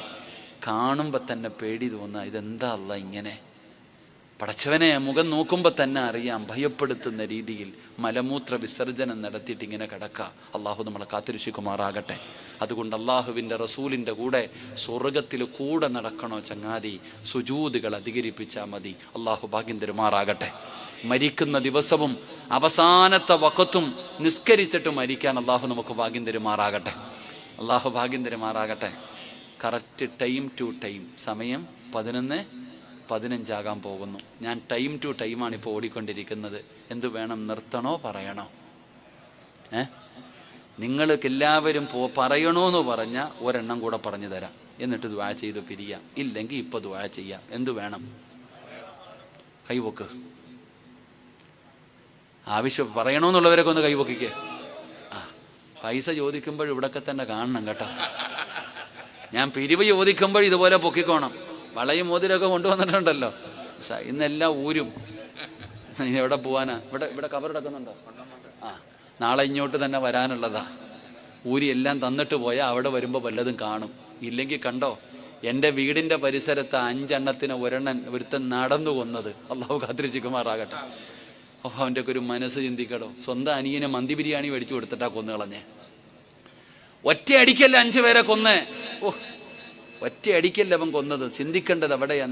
നടന്നു ഓനെക്കുറിച്ച് പറയണത് ഓ നല്ലവനായിരുന്നു എന്നാ, നിസ്കരിക്കുന്നവനായിരുന്നു എന്നാ. ഒന്ന് ആലോചിക്കേ, എന്തൊരു ക്രൂരതയാടോ ഇപ്പൊ ചെയ്യുന്നത്. 10-24 വയസ്സുള്ള മക്കളെ ഇന്ന് താമരശ്ശേരിയിൽ ഉമ്മാനെ ഒരുത്തം വെട്ടിക്കൊന്നു. അടുത്തവനാണെങ്കിൽ കഴിഞ്ഞ വെള്ളിയാഴ്ച ദിവസം എങ്ങാണ്ട, ഈ കഴിഞ്ഞ വെള്ളിയാഴ്ച എങ്ങാണ്ട ഒരുത്ത ഉമ്മാനെ മലപ്പുറം ജില്ലയിൽ ആദ്യം കത്തിക്ക് വെട്ടിക്കെട്ട് ഗ്യാസ് കുറ്റി എടുത്തിട്ട് തലയിലടിച്ചിട്ടാ ഉമ്മാനെ കൊന്നേ. ഈ തൃശ്ശൂർ ജില്ലയിൽ വേറൊരുത്തം കൊന്നു. ഇപ്പം നമ്മുടെ വീടിൻ്റെ അടുത്ത്. ഇതാടോ ചങ്ങാതി, ഇപ്പം നാട്ടുകാരെ അല്ല പേടിക്കേണ്ട, സ്വന്തം മക്കളെ പേടിക്കേണ്ട കാലം. അള്ളാഹു കാത്തിരക്ഷിക്കുമാറാകട്ടെ. എന്തുകൊണ്ട് നമ്മുടെ മക്കൾ കഞ്ചാവൊന്നും അല്ലടോ. ഇപ്പം എല്ലാവരും എടുത്ത വായിക്ക് പറയും കഞ്ചാവാന്ന്, അത് കഴിഞ്ഞാൽ തീർന്നില്ല. അല്ലെങ്കിൽ പറയാം അവന് തലയ്ക്ക് സ്ഥിരതയില്ലെന്ന്. നമ്മൾ മനസ്സിലാക്കേണ്ട ചില കാര്യങ്ങളുണ്ട്. എന്തുകൊണ്ടാണ് ഇത് സംഭവിക്കുന്നത്? ഇപ്പം ഇറങ്ങുന്ന സിനിമകൾ കണ്ടിട്ടുണ്ടോ? എങ്ങനെയാണ് ഒരുത്തനെ തട്ടാൻ? സിനിമ കണ്ടിട്ട് ഇറങ്ങുമ്പോൾ ഒരുത്തനെ കിട്ടിയ അപ്പം ഗ്യാങ്ങിൻ്റെ നേതാവായിട്ട് തട്ടാൻ പറ്റുന്ന രീതിയിലാണ് ഇപ്പോഴത്തെ പടങ്ങളൊക്കെ ഇരുന്ന് കുടുംബസമേതം ഒന്ന് കാണാൻ പറ്റുന്നതാണോ? എങ്ങനെയാണ് കൊട്ടേഷൻ്റെ നേതാവാകാൻ പറ്റും? ഇതാണ് ഇന്നത്തെ സിനിമ ഓടിപ്പിച്ചു കൊടുക്കുന്നത്. അതിനെക്കുറിച്ച് ഇവിടെ ആരെങ്കിലും മിണ്ടനുണ്ടോ? ഏതെങ്കിലും ഒരുത്തം മിണ്ടനുണ്ടോ? ഈ കള്ളം കഞ്ചാവ് മയക്കുമരുന്നൊക്കെ ഉപയോഗിക്കുന്നവർ നിങ്ങളൊന്ന് ചിന്തിച്ചു നോക്കി, എവിടേക്ക് പോകുന്നു? കുട്ടികളോട് എന്തെങ്കിലും പറയാൻ പേടിയാണ്. ഇവന്മാർ നമ്മളെ അടിച്ചു കളയും. എന്തെങ്കിലും പറയാൻ തന്നെ, ഉപദേശിക്കാൻ തന്നെ നമുക്ക് പേടിയാ. കാരണം എന്തേ? കൊട്ടിയത്തെങ്ങാണ്ട ഒരു ഉസ്താദ് കഞ്ചാവിനെതിരെ പ്രസംഗിച്ചു. സുബഹിക്ക് പള്ളിയിൽ പോയപ്പം പടച്ചവനെ എറിഞ്ഞു തറയിലിട്ട് കളഞ്ഞു. ഇതവസ്ഥ. അള്ളാഹു നമ്മളെയൊക്കെ കാത്തിരക്ഷിക്കുമാറാകട്ടെ. നമ്മൾ വല്ലാതെ പേടിക്കണം. നമ്മുടെ മക്കൾ എത്രത്തോളം നമ്മുടെ മക്കളെ സൂക്ഷ്മത പുലർത്തണമെന്ന് നമ്മൾ അറിയുന്നില്ല. അവസാനം മോൻ താൻ സ്നേഹിച്ച പെണ്ണിനെ വരെ ഞാൻ പോയി കഴിഞ്ഞാൽ ഇനി അവൾക്ക് ആരുമില്ലെന്ന് ഓളയും കൊന്നു കളഞ്ഞു. ഓളയും വിളിച്ചു വരുത്തിയിട്ട് കൊല്ലാം. ആലോചിക്കേ എൻ്റെ പ്രിയപ്പെട്ടവരെ, ഓൻ പറയുന്ന കാരണം നമ്മൾ മനസ്സിലാക്കേണ്ട കാര്യം ഇതൊന്നുമല്ലടോ, പണമാണ് വിഷയം. കാരണം അടിച്ചു പൊളിച്ച് ജീവിച്ചു പഠിച്ചുപോയി. കൊറോണയ്ക്ക് ശേഷം പൈസ ഇല്ല ആരുടെ കയ്യിൽ. ചോദിക്കുമ്പോൾ കൊടുക്കാതെ വരുമ്പോൾ വൈരാഗ്യം. അവിടെ പിന്നെ ഉപ്പയെന്ത് ഉമ്മയെന്ത്? അതാ പണ്ടുള്ളവരും ഇന്നത്തെ പെണ്ണുങ്ങളും തമ്മിലുള്ള വ്യത്യാസം എന്തെന്നറിയോ? നമ്മുടെ ഉമ്മ മരിച്ചവർക്ക് അല്ലാഹു സ്വർഗം കൊടുക്കുമാറാകട്ടെ. നമ്മുടെ ഉമ്മ ആരെന്നറിയോ? ഭക്ഷണം കഴിച്ചു കൊണ്ടിരിക്കുമ്പോൾ ഒരല്പം ചോറ് താഴെ വീണ ഉമ്മച്ചി അതെടുത്ത് പാത്രത്തിലിട്ട് തരും. ആ താഴെ വീണ ആ വറ്റെടുത്ത് പാത്രത്തിലിട്ട് തന്നിട്ട് ഉമ്മ പറയും, കളയല്ലേടാ, വാപ്പ രക്തം വിയർപ്പാക്കി ഉണ്ടാക്കിയതാ മോനെ. നമ്മുടെ ഉമ്മച്ചി പറഞ്ഞു തരുമായിരുന്നു. ഇന്നത്തെ പെണ്ണുങ്ങളോ ഒരു പാത്രം ചോറെടുത്ത് കളഞ്ഞാലും ഒരു വാക്കും മിണ്ടൂല. കാരണം അവൾക്കറിയില്ല അതുണ്ടാക്കിയത് എങ്ങനെയാന്ന്. അവൾക്കറിയില്ല അതെങ്ങനെയാണ് ആ ഭർത്താവ് ഉണ്ടാക്കിയതെന്ന്. അവൻ ഉറക്കമൊഴിഞ്ഞ് അവൻ കഷ്ടപ്പെട്ടുണ്ടാക്കുന്നുണ്ട്. ഒരു ദിവസം രാവിലെ മുതൽ വൈകുന്നേരം വരെ പടച്ചവനെ മരത്തിൻ്റെ മുകളിൽ വലിഞ്ഞു കയറുന്നവരില്ലേ? എൻ്റെ പടച്ചവനെ, ഞാൻ എൻ്റെ വീട്ടിൽ കിളയ്ക്കാമെന്ന ഒരു മനുഷ്യനെ കണ്ടപ്പോൾ ഞാൻ അയാളോട് ചോദിച്ചു, നിങ്ങളുടെ തൊലി ഒന്ന് കാണിച്ചു തരാൻ. കാരണം എന്തേ? ആ ചൂടത്തും ആ മനുഷ്യൻ ഉടുങ്ങനെ നിന്ന് കിളയ്ക്കുക. റബ്ബേ, എന്തൊരു ശരീരം! ഇതുപോലെ കഷ്ടപ്പെട്ടിട്ടാണ് ഉണ്ടാക്കണേ. പക്ഷെ ആർക്കറിയണില്ല? ഇന്നത്തെ പെണ്ണുങ്ങൾക്ക് അറിയണില്ല. ഇന്നത്തെ മക്കൾക്ക് അറിയുന്നില്ല. അവർ വാപ്പാനെ കാണുന്നത് ATM പോലെ. ചോദിക്കുമ്പോൾ നെക്കുമ്പോൾ പൈസ കിട്ടിയാൽ നല്ല വാപ്പ, കൊടുത്തില്ലെങ്കിൽ. ഇന്നത്തെ കുട്ടികളുടെ അവസ്ഥ ആലോചിക്കേ. നമ്മൾ ഉമ്മാൻ്റെ അടുത്ത് വാപ്പാടത്ത് എന്നിട്ട് പറയും ചെറുപ്പത്തിൽ, വാപ്പ മുട്ടായി മേടിച്ചാ വാപ്പ, ചിപ്പപ്പ് മേടിച്ചാ വാപ്പ, എനിക്കൊരു കളിപ്പാട്ടം മേടിച്ചാ വാപ്പ. നമ്മൾ അങ്ങനെ പറയണേ. ഇന്നത്തെ മക്കൾ എന്താ പറയണേ? പൈസ താ വാപ്പ. ഇന്ന് ചെറിയ മക്കളും പറയുന്നത് പൈസ തരാനാ, മുട്ടായി വാങ്ങിച്ചു തരാനല്ല. പൈസതാ പൈസതാ പൈസതാ. അത്രത്തോളം കുട്ടികളുടെ ഹൃദയത്തിലേക്ക് പൈസ ഇറങ്ങി. ഇന്നത്തെ കുട്ടികളുടെ മനസ്സിൽ ഈ ഉമ്മമാര്, ഞാൻ കുറ്റം പറയല്ല, ഈ പെണ്ണുങ്ങൾ പറഞ്ഞു കൊടുക്കുന്നു, നല്ലതുപോലെ പഠിക്കണം, നല്ല മാർക്ക് വാങ്ങണം, നല്ല ജോലി ഉണ്ടാകണം, നല്ല സാലറി ഉണ്ടാകണം. മോനെ, നല്ല നിലയിലെത്തിയാലേ നല്ല കുടുംബത്തിൽ നിന്ന് പെണ്ണ് കിട്ടൂ. പൈസ ഉണ്ടെങ്കിലേ ജീവിക്കാൻ പറ്റൂ. ആരോടാ പറയണേ? ഈ 6ലും 7ലും പഠിക്കുന്ന ചെറിയ മക്കളോട് പറഞ്ഞു കൊടുക്കുന്നു, പണമുണ്ടെങ്കിലേ ജീവിക്കാൻ പറ്റൂ. അതുകൊണ്ടാണ് അവൻ കഞ്ചാവ് കച്ചവടത്തിന് പോകുന്നത്. +1 പഠിക്കുന്നവൻ കഞ്ചാവ് കച്ചവടത്തിന് പോകുന്നത് എന്തുകൊണ്ടാ? പെട്ടെന്ന് പണമുണ്ടാക്കണം. ഉമ്മയല്ലേ പറഞ്ഞു കൊടുത്തത്, പണമുണ്ടെങ്കിലേ ജീവിക്കാൻ പറ്റൂന്ന്. അള്ളാഹുവെ, നിന്റെയൊക്കെ ആർത്തിയ നിങ്ങളുടെ മക്കളെ ഇങ്ങനെയാക്കുന്നത്. അള്ളാഹു കാത്തിരക്ഷിക്കുമാറാകട്ടെ. അള്ളാഹു നമ്മുടെ മക്കളെ നന്നാക്കി തരുമാറാകട്ടെ. അതുകൊണ്ട് എൻ്റെ പ്രിയപ്പെട്ട സഹോദരങ്ങളെ, 2 മഹാനായ ആദരവായ പ്രവാചകൻ നബി മുഹമ്മദ് മുസ്തഫ സല്ലല്ലാഹു അലൈഹി വസല്ലമ തങ്ങൾ വിരലുകൾ ചേർത്തു പിടിച്ചു. അള്ളാഹുവിൻ്റെ പ്രവാചകൻ തൻ്റെ കൈവിരലുകൾ ചേർത്തു പിടിക്കുകയാണ്. 2 വിരലുകൾ ചേർത്തു പിടിച്ചിട്ട് പറഞ്ഞു, സ്വഹാബാ, നാളെ സ്വർഗത്തിൽ ഇതുപോലെ എൻ്റെ കൂടെ നടക്കുന്ന ഒരാളുണ്ട്. നാളെ ഞാനും ഒരാളും സ്വർഗത്തിൽ ഇതുപോലെയാണ്. 2 വിരലുകൾ ചേർത്ത് വെച്ചിട്ടാണ് നബി തങ്ങൾ പറയുന്നത്, സ്വർഗത്തിൽ ഈ വിരലുകൾ അടുത്തിരിക്കുന്നത് പോലെ എൻ്റെ കൂടെ നടക്കുന്ന ഒരു മനുഷ്യനുണ്ട്. ആരാണ് നബിയേ? ആരാണ് നബിയേ? അന വകാഫിൽ യതീമി ഫീ ജന്നതി ഹാകദാ. നബി തങ്ങൾ പറയുകയാ, യതീമിനെ സ്നേഹിക്കുന്നവൻ, യതീമിനെ പരിഗണിക്കുന്നവൻ, യതീമായ മക്കളെ സ്നേഹിക്കുന്നവരുണ്ടല്ലോ, യതീമായ മക്കളെ പരിഗണിക്കുന്നവരുണ്ടല്ലോ, ആ യതീമിനെ സ്നേഹിച്ചാൽ, യതീമിനെ സ്നേഹിക്കുന്നവർ സ്വർഗത്തിൽ ഇതുപോലെ എൻ്റെ കൂടെ അടുത്താണെന്ന് നബി മുഹമ്മദ് മുസ്തഫ സല്ലല്ലാഹു അലൈഹി വസല്ലമ തങ്ങൾ പറയുന്നു. യതീമിനെ സ്നേഹിച്ച അവൻ സ്വർഗത്തിൽ ഇതുപോലെ എൻ്റെ കൂടെ നടക്കും. നമുക്കിന്ന് യതീമിനെ കുറിച്ച് എന്തറിയാം? യതീമിനെ സ്നേഹിക്കുന്ന ആരുണ്ട്? യതീമിനെ ബഹുമാനിക്കുന്ന ആരുണ്ട്? യതീമിനെ പരിഗണിക്കുന്ന എത്ര പേരുണ്ട്? ഒരു യതീമിന്റെ മഹത്വം അറിയുമോ? ആകാശത്തിന്റെ കീഴിലുള്ളതിൽ ഏറ്റവും നല്ല ഭവനം യതീം ചിരിക്കുന്ന വീടാണെന്ന് നബി മുഹമ്മദ് മുസ്തഫ